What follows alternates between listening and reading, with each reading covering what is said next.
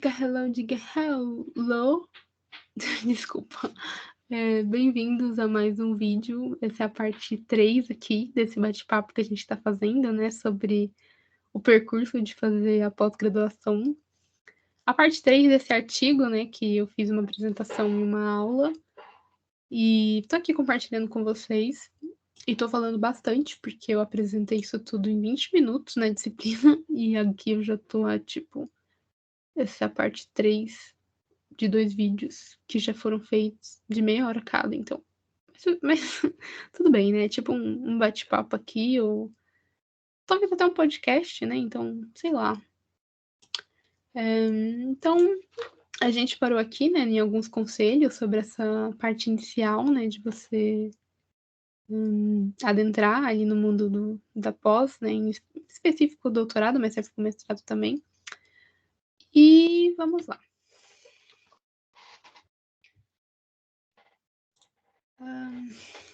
Eu estava falando, né, de alguns conselhos, então já vamos começar aqui com um pouquinho mais de conselho, né? Ir a seminários e congressos. Você vai me ouvir falando muito sobre isso aqui ainda. Vá para congressos, vá para os congressos que você conseguir, porque você vai ver como que são feitas as apresentações, quais são os temas que estão sendo estudados na sua área, como as pessoas apresentam, né? Como elas estão fazendo as pesquisas delas, como a banca está avaliando. Inclusive, isso foi muito importante para minha qualificação, né? Eu ter visto muitas apresentações me deixou um pouco mais confiante. E pensar também que, cara, se você quer ser um pesquisador, você precisa estar inserido ali na área, entendeu? Aquele é seu grupo, aqueles são seus pares e... Bom, é isso. Eu sou muito puxa-saco de congresso, então... Meus professores também são, então é isso, né? Um bom conselho também para quem está começando, né, na pós, tenha um banco de dados e sistema de referência bem configurado. Isso a gente pode falar mais adiante. Eu acho que eu posso fazer, né, um vídeo só sobre isso. Um que eu uso bastante é o Mendeley. Apesar de que o jeito que eu uso talvez não seja exatamente o jeito certo, né? Mas me ajuda muito para fazer referência e. Mas até a forma como você organiza suas pastas no computador, sabe? Eu tenho uma pasta com trocentas pastas lá dentro, onde eu separo os artigos que eu tô lendo, ou que eu ainda vou ler, que precisa traduzir, separado também por tema. Acho que vale a pena, mas pra frente eu falo só sobre isso. E. Ai, tô falando demais, deixa eu beber aqui uma coisa. E aí tem uma coisa também que eles colocam no artigo, que é o... Ai, minha pronúncia vai entregar que eu não sou tão boa assim no inglês, né? Mas vamos lá. Think take times. As coisas levam tempo. E falo por experiência própria, né? Porque eu levei muito tempo para definir exatamente quais iam ser minhas variáveis no meu estudo. Eu levei tempo para qualificar. Eu fui a última dos meus amigos, então paciência, né? Nem tudo vai cair da noite pro dia. Você não vai aprender tudo de uma vez. Então, se você já iniciou a pós e tá naquele início desesperador, onde você não sabe que ó você tá pisando, te digo que você vai chegar no final ainda pensando um pouco nisso, mas vai dar certo. E aí eles mencionam também um pouquinho. Nossa, eu não fiz a introdução dessa parte 3, né? Devia ter dito. Não sei se eu devia, mas tá, vou dizer aqui. Que isso que eu tô falando vem de um artigo que foi feito por 3 pesquisadores, que eles foram contando um pouquinho, né, do processo deles no doutorado. E aí eu tô comentando, né, dos artigos e falando também um pouco algumas considerações pessoais. E aí eles falam dos estágios de um relacionamento com orientador e orientando. Começa com alguém que é super experiente com um novato. No caso, você é aluno, eu novato, que não sabe merda nenhuma. E teu professor, né, teu supervisor ali é o cara experiente que manja. né? Que manja mais do que você. Depois, você fica meio que uma relação ali de orientador e cliente. Eu não entendi muito bem essa analogia que eles fizeram. Eu entendi a parte do orientador, né? Que tá te dando ali esse suporte, né? Mas o cliente eu não entendi. E aí tem a do guia e do explorador. E aí é onde eu penso que eu sou realmente muito exploradora, eu sou uma sugadora, eu fico no pé do meu orientador, sabe? Eu fico indo nas aulas que ele tá dando e eu fico mandando e-mails e fico enchendo o saco. Mas ele é o meu guia, né? Então, às vezes eu preciso de esclarecimentos que só ele pode dar. E depois colega, colega e amigo e amigo. E eles falam que essa fase do amigo e amigo geralmente é no final, né? Tu já terminou a pesquisa, já terminou o seu doutorado, o mestrado, o que for. E o teu orientador vira teu amigo. Inclusive, eu tenho um amigo meu, né, que ele fala que durante a orientação ele não tinha o melhor dos relacionamentos com o orientador dele. Mas que depois que tudo terminou, eles viraram amigos, assim, ao ponto de marcar, de ir no barzinho, tomar uma cerveja, conversar, bater o papo. Isso eu achei bem legal, assim, ele falando. Né? Já que tem pessoas que quando terminam não quer nem ouvir o nome do dito cujo. Tipo, cara, eu quero esquecer aquele ser humano, quero que ele queime no fogo do. Bom, vamos seguindo aqui. Eu falo disso ou não falo? Como eu falo? Tem uma figura que eles falam sobre adicionando ao acervo científico de conhecimento em termos de teoria e metodologia de pesquisa, né? Então, é o que você pode fazer de novo. E aí você tem ali uma pesquisa mais voltada para contribuições metodológicas e pesquisas mais voltadas para contribuições teóricas. Fazer uma coisa, uma contribuição, deixa eu ver aqui. Quando você não adiciona nenhum conhecimento novo em termos de teoria ou de metodologia, o seu trabalho não presta. Palavras dos autores. Ok, talvez não sejam exatamente essas palavras, mas foi o que eles quiseram dizer. Então você fica longe disso, tá? Você não pode simplesmente copiar tudo. Você tem que ter alguma contribuição, seja teórica ou metodológica, e mesmo que seja mínima, tem que ter alguma coisa. Ah, mas na minha área não é assim. Então, ok, eu estou dizendo que esses 3 autores falaram.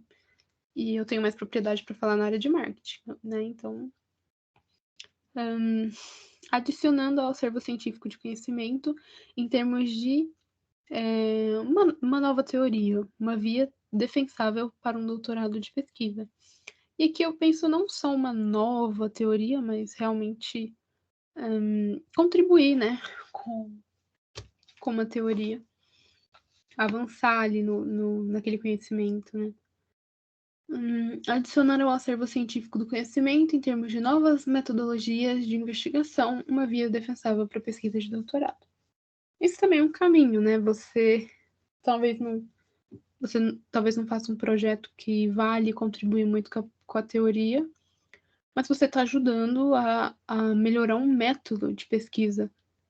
E diria que essa é a parte assim mais difícil, acho que até para um doutorado, estou no mestrado, né? Mas até para um doutorado é uma baita de uma tese, hein? Uma nova fórmula de, sei lá, medir as coisas, por exemplo, né? Uma nova escala, mas de uma coisa nova, né? Não uma coisa que, tipo, ai, todo mundo já fez. Já existe trocentas escalas de intenção de compra, eu vou criar mais uma. O que seja realmente útil, né? E não mais uma que vai ali para fila. Adicionando ao acervo científico de conhecimento em termos de novas teorias e novas metodologias. É um caminho difícil para uma pesquisa de doutorado, pois tudo é novo. Também ficar longe. Então, assim, você não pode não dar contribuições, mas também querer dar contribuição demais. Isso é querer abraçar o mundo. Talvez você seja uma das pessoas que vai conseguir fazer isso, desenvolver tanto teoria quanto metodologia, né? Talvez. Mas te dou os parabéns, hein? Porque é realmente uma coisa muito, muito, muito difícil. E agora a gente entra na fase 2. E eu prometo para vocês que é um pouco mais rápido, né? Do que na fase 1, quando eu tava falando. Aqui tem menos informações. E a fase 2 é sobrevivendo aos altos e baixos, né? Você realmente tá ali no meio, né, do seu mestrado, do doutorado, e você tem dias que tu tá feliz e tem dias que tu só quer sentar no chão e chorar. E aqui a gente volta pro Adam, né, o primeiro pesquisador, um pouquinho do relato dele. E ele falou da importância do networking e de continuar pesquisando. O networking, então, ele fala muito de produzir artigos com os colegas e de conhecidos de congresso. Isso é uma coisa que é real, né? Talvez durante a tua pesquisa, né, sua dissertação ou tese, talvez você não tenha tanto tempo assim de sair, né, da tua pesquisa para fazer outras. Principalmente se você não tem tanto tempo, se você trabalha em instituição privada, né, e tem que conciliar tudo isso na rotina. Mas os contatos que você faz, nada te impede de fazer pesquisas com eles depois que você terminar. E tem um grupo de pesquisadores que são ex-alunos da minha instituição, que são até famosos, eles são conhecidos, né, pelos alunos novos. Eu particularmente não os conheci pessoalmente, né, mas já ouvi falar e já fui a palestras de um deles. E eles terminaram já faz anos, fizeram o mestrado juntos. Não lembro se fizeram doutorado também. E anos depois eles continuam publicando junto. Eles são um grupo. E mesmo que eles estejam em faculdades diferentes, a maioria já dá aula, né? Então, eles continuam pesquisando, sabe? E isso é muito legal, cara. É muito legal. E é uma coisa que eu quero continuar fazendo, né? Eu quero continuar publicando. E eu ainda não conheci ninguém em congresso ao ponto de. Assim, eu conheci na minha faculdade, e conheci também pesquisadores de outras instituições. Mas em congresso eu não consegui ter essa maior afinidade, assim. Apesar de que já tem alguns nomes da minha área que eu já conheço, né? Por ter participado de reuniões de divisão de marketing, principalmente do Enampad, então tem alguns rostos que eu conheço, mas eu duvido que eles me conhecem, né? Porque quem sou eu na fila do pão? Mas também pode ser por conta do ambiente online, né? Você não consegue ter uma troca maior. E aí ele falou que depois do doutorado dele, ele continuou, né, com esses contatos e tudo mais. E foi com isso que ele conheceu a esposa dele. Olha só que interessante, né? Alguém que ele foi mantendo contato e de repente tá casado. Olha que sonho, gente. Casar com alguém que é pesquisador e é da tua linha de pesquisa. Mentira, tem gente que pragueia sobre isso, hein? Que é de jeito nenhum. Continuar na academia é continuar publicando. Isso é uma coisa que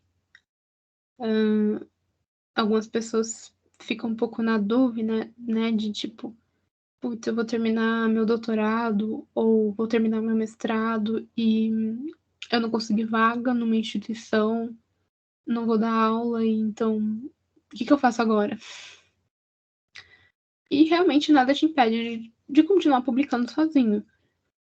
Obviamente é mais difícil, porque você não tem tanto apoio, né? Você tá ali sem orientador, se você for realmente seguir sozinho. Você não tem os recursos, né? Que às vezes você sendo aluno de uma instituição você tem.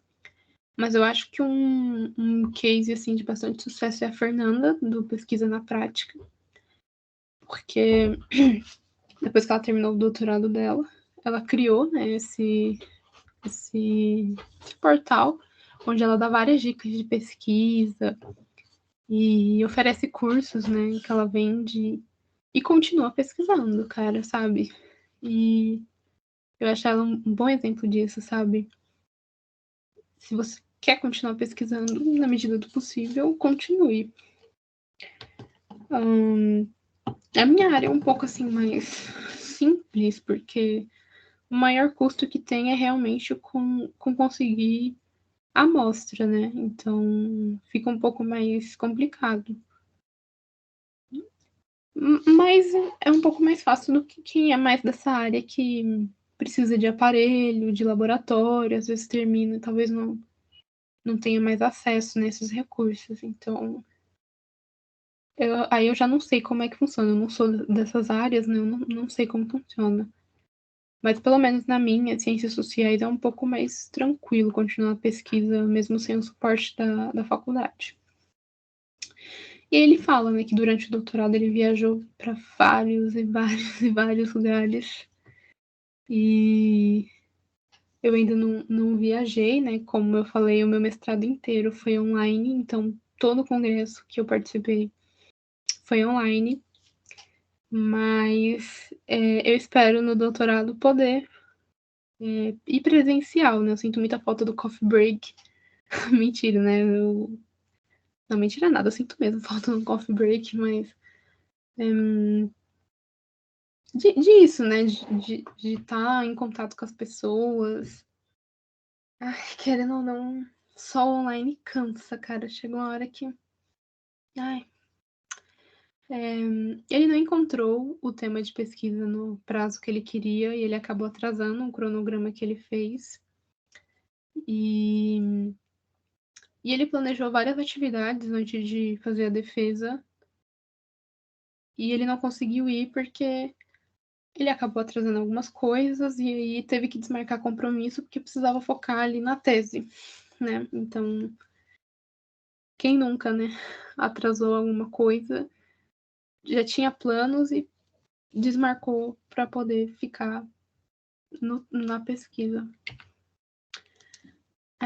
A Cristine, ela é aquela que foi para a China, né? Então, ela disse que antes de ir para a China, para poder coletar os dados dela, ela pesquisou muito sobre como era a China. E depois eu fiquei até pensando assim, né? A gente fala de fazer um doutorado sanduíche, mas tem tanta coisa que a gente precisa pensar. Geralmente a gente só pensa mais na questão de conseguir a bolsa que te leve até lá, né? Mas e aí, você vai chegar lá, você vai morar lá por um tempo. E aí você conhecer a cultura, como as coisas funcionam lá, né? E, e ela teve 6 meses de preparação. Inclusive, ela fez restrições orçamentárias, né? Então, ela juntou dinheiro, ela fez o possível para ir bem. Se planejou bastante. E mesmo se planejando, ela chegou lá e acabou acontecendo que teve uma crise econômica e ela acabou ficando 6 meses a mais. Então, ela teve dificuldade em achar patrocinadores e empresas para cooperar na pesquisa, que se não fosse a crise, não ia ter toda essa dificuldade, mas aí como teve essa crise, acabou tendo esse problema, né? A pesquisa dela era justamente para entender melhor a dinâmica de algumas empresas chinesas, né? Por isso ela foi para lá, para poder coletar esses dados e tudo mais. Então ela precisou ter muita flexibilidade, mudar muito dos planos dela. E é um belo de um exemplo, né? Mesmo você se planejando, pode dar errado. Imagine se você não tivesse se planejado. Eu não me lembro se fala no artigo exatamente em detalhes do que foi essa crise econômica, mas é uma coisa assim que talvez a maioria de vocês que estão ouvindo não pegue a referência, mas eu vou falar mesmo assim. Tem um episódio de Brilhante Victória que ela recebe a oportunidade de ir para um lugar e que ela vê ótimas imagens desse lugar e ela chama os amigos dela para ir para lá. E chega lá, ela descobre que tá tendo uma crise no país. Aí os amigos dela até questionam: cara, mas você não pesquisou na internet o que estava acontecendo com esse país? Aí ela: ah, não. Então, tipo, será que essa pesquisadora, não querendo julgar, tá, gente? Não sei. Mas ela pesquisou sobre como que estava a economia no país, né? Então, é, são aquelas coisas que às vezes você tá indo para fazer essa pesquisa e às vezes você não olha o que está acontecendo na política atual daquele país, né? Porque, querendo ou não, a política atual, dependendo de como estiver, não só afeta as pessoas que estão lá, mas até você que é estrangeiro, né? Que está chegando lá. Então, depois da parte empírica, né, de coleta de dados, foi o momento que ela começou a escrever. E aí ela se envolveu em projetos de consultoria, e inclusive desculpa, me confundi aqui. Ela se envolveu em projetos de consultoria para poder ter um tempo mais eficiente, porque ela não conseguia só ficar escrevendo, ela queria ocupar a mente dela com outras coisas, e ela ocupando com outras coisas, ela conseguia sentar ali depois para escrever. E parece um pouco confuso isso, mas isso aconteceu comigo. Então, esse ano que, tecnicamente falando, é um ano que eu não deveria fazer disciplinas. Só que, assim, como eu mencionei em vídeos anteriores, tem uma série de coisas que você precisa saber para você poder terminar o seu trabalho. Então, você acaba tendo que correr atrás dessas informações, né? Então, às vezes você se inscreve em cursos, talvez não sejam nem da sua faculdade, né? Eu conheço várias pessoas que tiveram que se inscrever em cursos de outras instituições, porque era um conhecimento que na sua faculdade não tinha, então foi para outra, né? Atrás desse conhecimento que precisava. E é isso, sabe, cara? Se ocupar a sua mente com outras coisas que agregam, né? Talvez não diretamente, mas vão agregar ali para você escrever. No meu caso, assim, na minha pesquisa, como eu trabalho com experimento, é uma coisa meio. Eu já fui escrevendo enquanto eu fazia os experimentos. Na verdade, antes mesmo de fazer o experimento, eu já tinha coisa escrita. Então, depois que o experimento está pronto e analisa os dados, é mais reportar ali os dados, né? Porque o grosso mesmo já está feito. E aí a Joelle, por fim, né? É um desses exemplos. Ela fala que teve que aprender muita coisa por fora, né? Além das disciplinas obrigatórias que ela tinha, ela teve que correr atrás de outras. E ela teve que contornar vários empecilhos. E um exemplo foi que ela teve que aprender psicologia, e ela fez um mestrado em psicologia enquanto fazia o doutorado dela. Eu achei sensacional quando eu ouvi isso.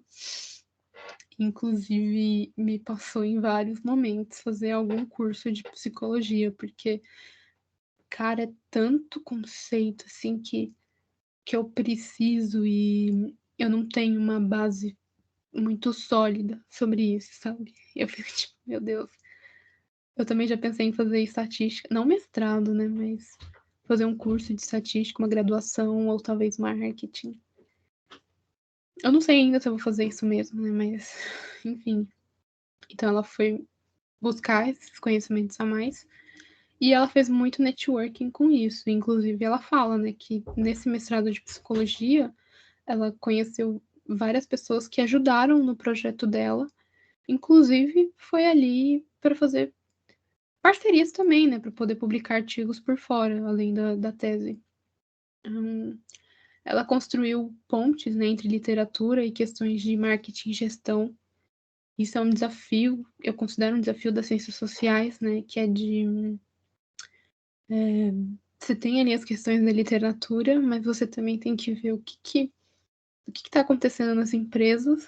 Só que as empresas são muito voláteis, elas mudam muito rápido. Uma boa pesquisa dura, sei lá, cara, é muito tempo. Então, às vezes, uma empresa está com uma questão que ela precisa ser resolvida, só que ela quer assim para ontem. E na academia não dá para você fazer as coisas para ontem, né? Exige um tempo para você fazer pesquisa e até publicar, então. E ela considera um ponto assim negativo ela não ter com quem discutir certas questões da pesquisa dela, porque na faculdade dela a linha dela era muito específica, né? Os outros professores não estudavam exatamente o tema dela, enfim. Eu felizmente tinha com quem falar, né? Os outros alunos do meu orientador, principalmente. Então, eu acho que a única coisa assim que eu senti uma certa dificuldade foi porque durante as aulas no meu primeiro ano, a maioria dos.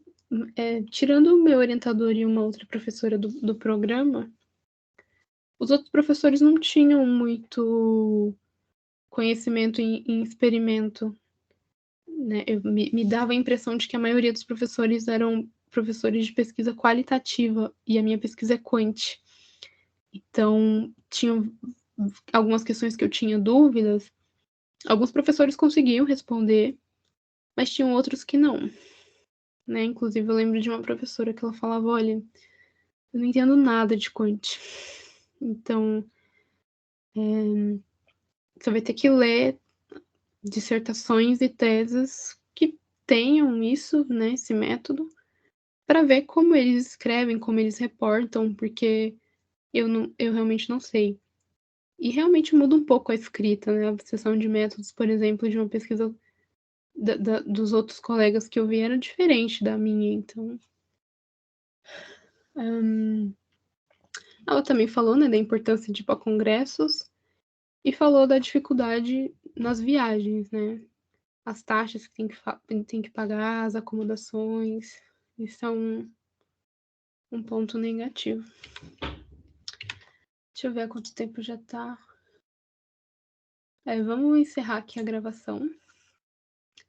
E aí eu continuo na parte 4 desse nosso bate-papo, né? Um pouquinho aí de como foi, né, o doutorado desses pesquisadores, com um pouquinho, né, alguns comentários de experiências pessoais minhas. Eu espero que vocês estejam gostando. E se vocês não estão gostando também. Bom, não tem muito que eu possa fazer com relação a isso nesse momento, né? Mas deixa nos comentários aí também um pouco de, de como tá sendo a experiência de vocês, ou como foi, né? Ou o que vocês esperam, né? Se vocês ainda vão ingressar.